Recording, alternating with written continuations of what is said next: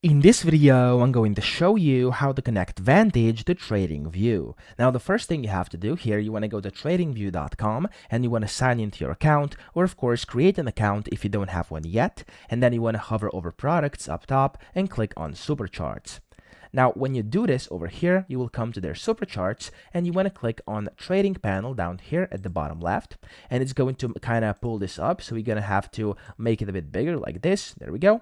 And then in here, you have to find Vantage under these trusted brokers. So if it's not up here, click on show all brokers, scroll down a bit, and you should find Vantage on the list. If you don't find it, click Ctrl F on your keyboard, type in Vantage, and it's going to find it here on the website, and then just basically click on it.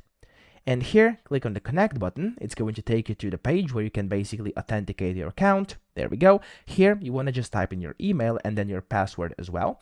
And then after that, click on the connect button and you will successfully connect your Vantage account to TradingView, and you'll be able to go ahead and start trading here directly on TradingView with your Vantage account. So that's it. I hope this video helped you out. If it did, please subscribe to the channel and help me out as well.